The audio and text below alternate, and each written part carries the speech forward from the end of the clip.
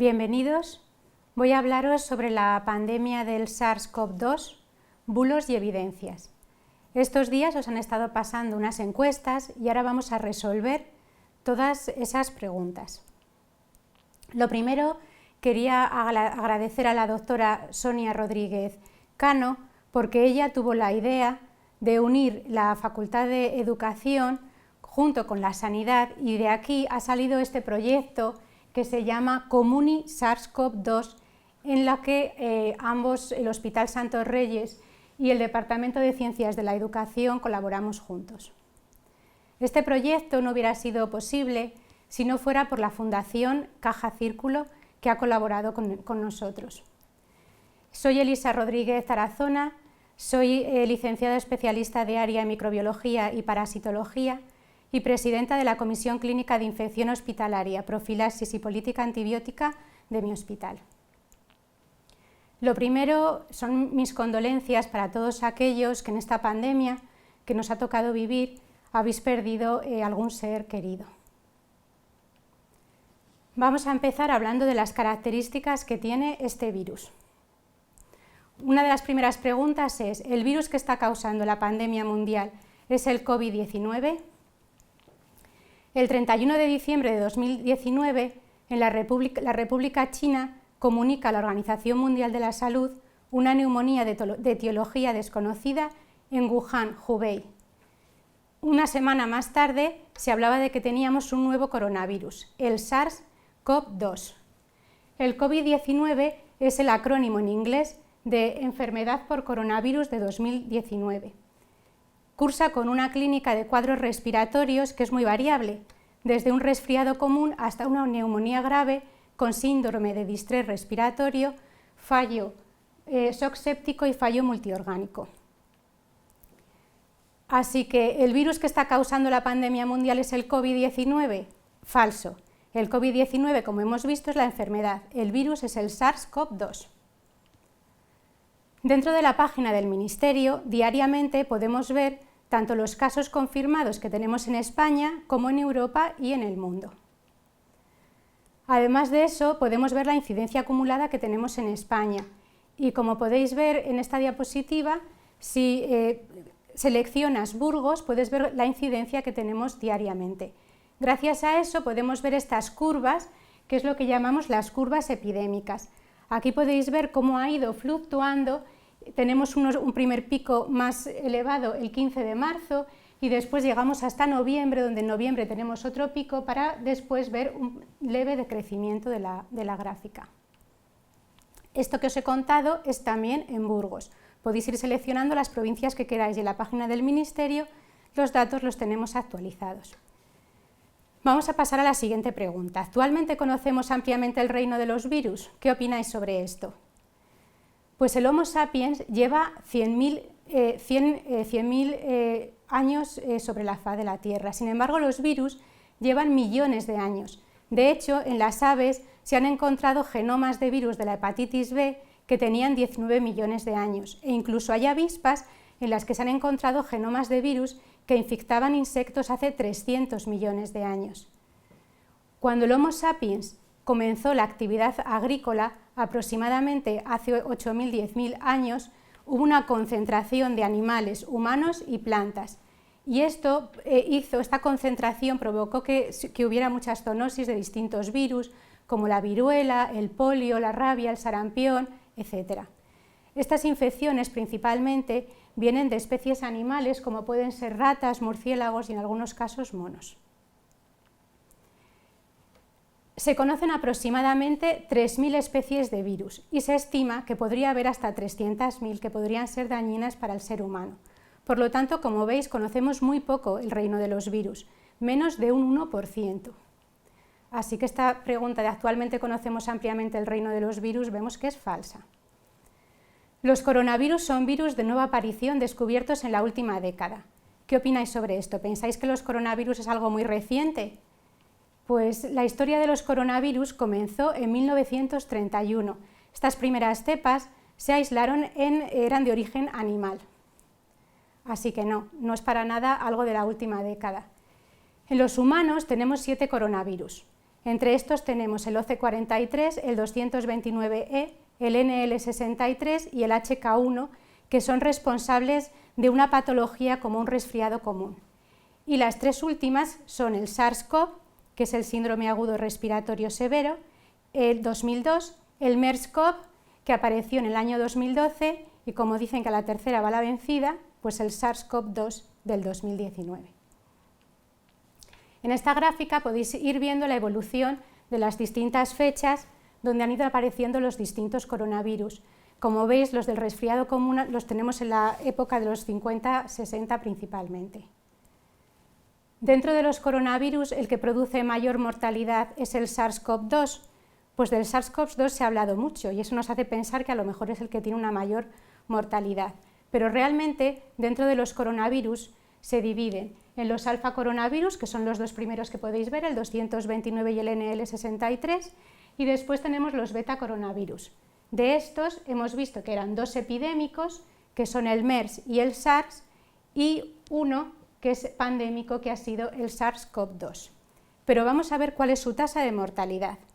En el SARS-CoV la mortalidad es de un 10% y afectó a 29 países. Actualmente se piensa que el SARS-CoV-2 está erradicado.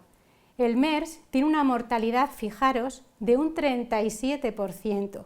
Comparado con el SARS-CoV-2 que estamos viviendo actualmente es un 2-3%. O sea, es una mortalidad del SARS-CoV-2 mucho más pequeña que la que podría tener el MERS.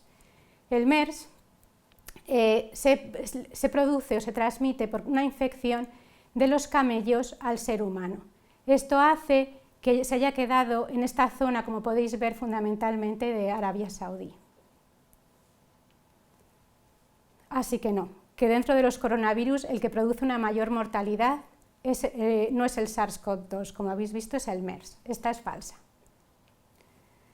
Dentro del SARS-CoV, el primero que hubo, el SARS-CoV que podríamos llamar 1, se encontró en un hospedador intermediario de hasta 150 especies. Entre ellos estaban murciélagos, hurones, mapaches y civetas. De hecho, la civeta es un animal que en China se consume. El SARS-CoV-2, vamos a ver de dónde vino. Según el CDC, que es el Centro para el Control y la Prevención de las Enfermedades, a fecha de 14 de diciembre de 2020, dicen: no conocemos el origen exacto del brote actual de la enfermedad del coronavirus 2019, pero sabemos que se originó en un animal, y probablemente un murciélago. Se ha hablado también de hospedadores intermediarios, serpientes, pangolines, etc. Realmente esto se está estudiando. El virus SARS-CoV-2 es un virus DNA. ¿Qué es un virus? Un virus es un agente infeccioso microscópico acelular que solo puede replicarse dentro de las células de otros organismos. Como veis, hay distintos tipos de virus y están compuestos, según su ácido nucleico, en DNA o RNA. Tenemos estos dos tipos de virus, DNA o RNA. Luego tienen una cubierta proteica o cápside y, por último, algunos, no todos, tienen una envoltura, que es una bicapa lipídica. Los que tienen esta envoltura se llaman virus envueltos. Entre estos podemos tener el virus de la gripe y el SARS-CoV-2. Y, buena noticia, afortunadamente los virus envueltos son muy fáciles de eliminar, mucho más fáciles de eliminar de los virus que no son envueltos. Los virus infectan a todo tipo de organismos, desde animales, hongos, plantas, protistas, bacterias, en cuyo caso serían virus bacteriófagos, y arqueas. Incluso un virus puede infectar a otros virus y entonces se denominan virófagos. El primer virus conocido se descubrió en el año 1899 y afectaba a plantaciones de tabaco. Así que el virus SARS-CoV-2 hemos visto que es un virus RNA con una nucleocápside y una envoltura con proteínas. Esas proteínas son la S, la HE, la M y la E y son importantes porque son el objeto de distintas técnicas para después poder diagnosticarlo. Así que esta pregunta, ¿el virus SARS-CoV-2 es un virus DNA? Vemos que es falsa, que es un virus RNA. Los murciélagos son especialmente tolerantes a los virus. Efectivamente, los murciélagos tienen una elevada tolerancia a los virus, mucho mayor que el resto de los mamíferos, De hecho, los murciélagos son una especie muy numerosa. Ocupa un cuarto de los mamíferos y además es muy ubicua, es decir, que la podemos tener en todos los continentes excepto en la Antártida. Solo les superan en número los roedores. Además, estos mamíferos vuelan y esto contribuye a facilitar la propagación de las enfermedades infecciosas mediante sus heces. ¿Pero por qué los murciélagos transmiten tantos virus? Pues esto se debe a que algunos murciélagos en su dieta ingieren insectos y estos insectos pueden ser portadores de las enfermedades. El pequeño murciélago marrón puede comer hasta 1200 mosquitos a la hora. Para adaptar a estos mamíferos al vuelo, tienen un metabolismo muy activo y como efecto secundario de este metabolismo, su sistema inmune les ha permitido una convivencia con múltiples virus, de tal forma que dentro de un murciélago pueden vivir muchos virus sin que presente ningún síntoma grave o desarrolle la enfermedad. Así que esta es verdadera, los murciélagos son especialmente tolerantes a los virus. Algo beneficioso de los murciélagos, su papel, es que en la cadena trófica los murciélagos, entre otras especies, controlan la población de insectos y otras especies. ¿Es una enfermedad zoonótica? Vamos a ver qué es una enfermedad zoonótica. Una zoonosis es una enfermedad o infección que se transmite de forma natural de los animales vertebrados a los humanos. Hay más de 200 tipos conocidos de zoonosis. Las zoonosis incluyen un gran porcentaje de las enfermedades nuevas y existentes en los humanos. Algunas, como por ejemplo puede ser la rabia, se pueden prevenir al 100% mediante la vacunación. Por eso es tan importante la vacunación en muchas enfermedades. Hasta un 60% de las enfermedades humanas infecciosas son zoonóticas, es decir, provienen de los animales.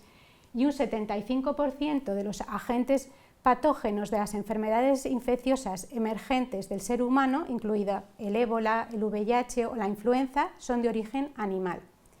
De cada 5 nuevas enfermedades en el ser humano, 3 provienen o tienen un origen animal. Y el 80% de los patógenos que se pueden utilizar con fines de bioterrorismo son zoonóticos. Como podéis ver, hasta las enfermedades diarreicas de transmisión, que puede ser por alimentos o bien por agua, es decir, hídricas, se cobran la vida de un elevado número de personas al año, hasta 2,2 millones de personas. Pero, ¿cómo se transmiten las enfermedades zoonóticas? Estas enfermedades zoonóticas pueden transmitirse de una forma de contacto directo, por ejemplo, el virus de la rabia, pueden ser ambientales, como puede ser el COVID, el ébola o la tuberculosis. Otras son de transmisión alimentaria, como puede ser un campylobacter o una salmonelosis, o se pueden transmitir por vectores. Vectores son pues, mosquitos, garrapatas, por ejemplo, enfermedad de Lyme, la leishmaniosis, la malaria, etc. La Organización Mundial de Sanidad Animal estima que cada 8 meses surge una nueva zoonosis en los seres humanos.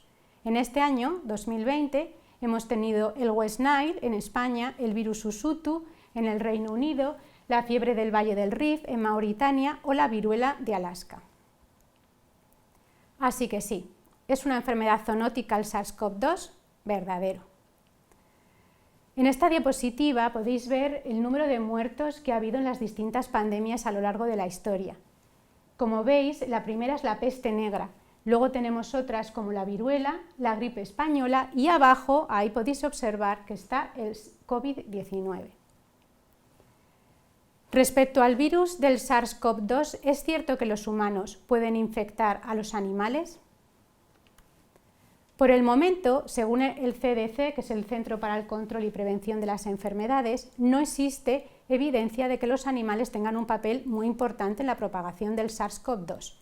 Con base a la información limitada disponible hasta la fecha, el riesgo de que los animales transmitan el COVID-19 a las personas se considera bajo.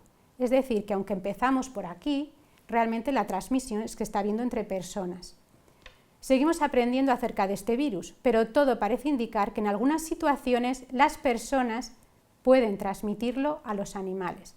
De hecho, se ha visto casos de transmisión de las personas en algunos felinos, tigres, en zoológicos y granjas de bisones.